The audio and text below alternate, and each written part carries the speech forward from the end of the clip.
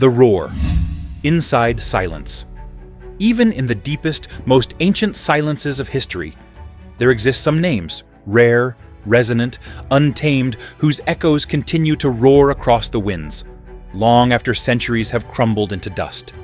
Today, we descend to the very roots of such a roar. They say history is not merely a collection of brittle words pressed between the yellowing pages of time. It is a living pulse, a rhythm that carries the thundering heartbeats of those who once commanded the world. It holds within it the trembling breath that raced through the chest of a soldier thousands of years ago as he charged forward on horseback, eyes set upon the enemy, fate galloping beside him. History remembers footsteps. Those that carved the earth anew, those that raised empires, and those that reduced them to ash. Time moves forward. Yes, but history is like a relentless river. It does not halt, does not pause. Its current carries everything that ever dared to change the world. Within that river, a few names rise like mountains above the tide, names that refuse to be imprisoned within borders, flags, or tribes. Names that rise higher than oceans, that travel beyond civilizations, and burn eternally within the collective memory of humanity. Their influence is never confined to a city, a kingdom, or even a continent.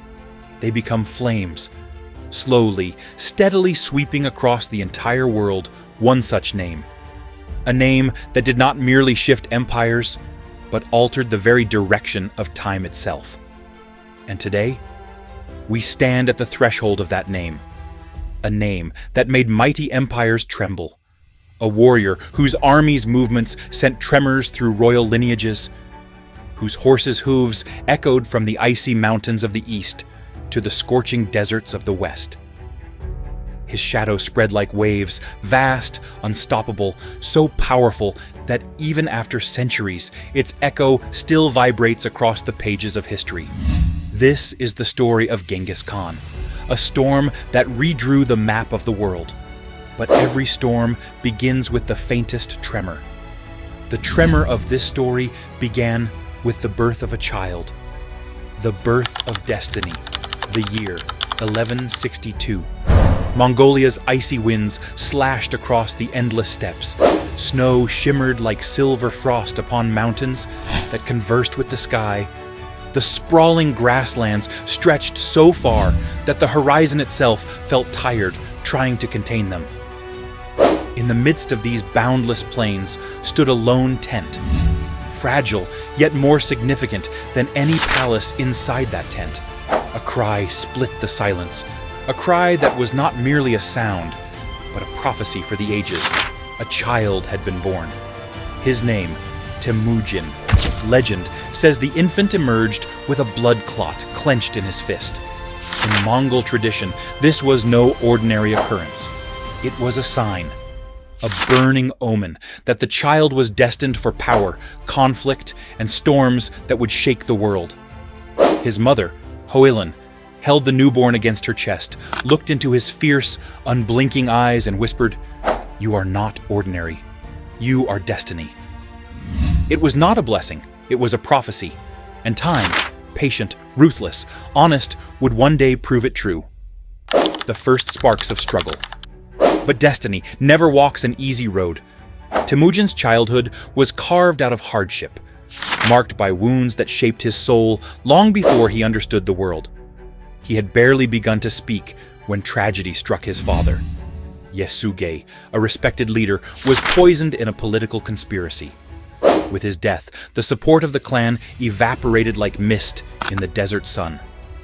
Without a protector, the family was cast out, abandoned on the freezing steppe to fend for themselves against merciless winters, wild predators, and hunger as sharp as a blade.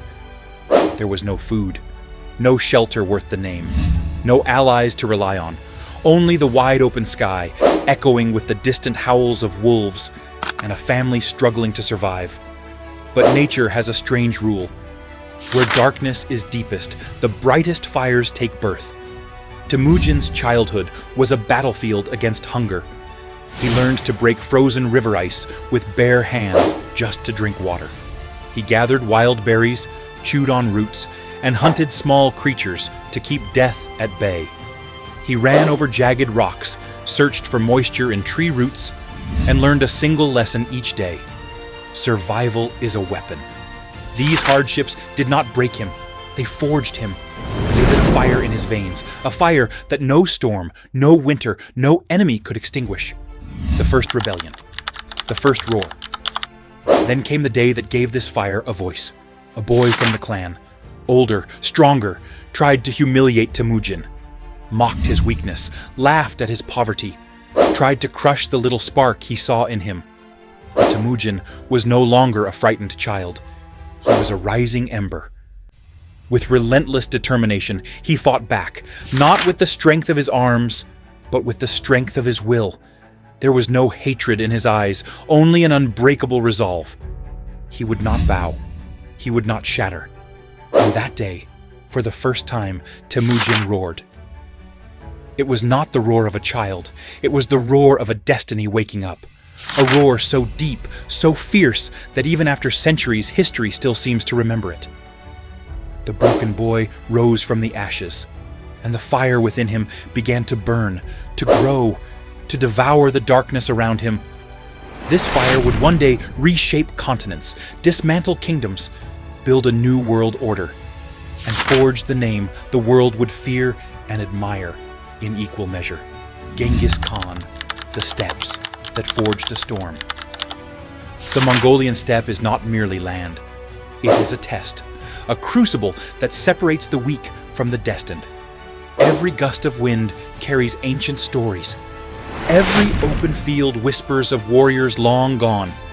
Every night sky, lit with 1 trillion cold stars, reminds its people that life bows to the strong and abandons those who surrender.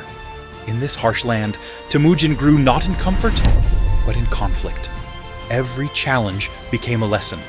Every humiliation, a reason to rise. Every threat, a promise to return stronger. He watched his mother, Holin, a woman abandoned by her people, yet unbroken fight, the world with nothing but sheer will. Her courage became his inheritance. Her endurance became his teacher. Her eyes showed him the fire he needed to survive. Temujin was not raised in palaces or trained by elite warriors. His teachers were hunger, betrayal, and solitude. His classrooms were the mountains, the forests, the endless plains. And from them all, he learned one truth. In this world, strength is not given, strength is taken. The making of a legend. As the years passed, Temujin's resolve hardened like steel. He learned diplomacy, alliances, leadership, not from books, but from life. He learned how to read people, how to command loyalty, how to inspire fear, and how to turn enemies into allies. Every wound he suffered became a step toward greatness. Every loss became a reason to rise higher. Slowly, the broken boy became a leader. A leader became a warrior became a force, and a force became a storm that would sweep across Asia, shape Europe, redraw borders, and etch its name into the bones of the earth. But the storm was not born when Temujin became a conqueror. It was born the day a hungry, abandoned boy stood up to a bully and refused to break. That was the moment the world unknowingly witnessed the first roar of Genghis Khan.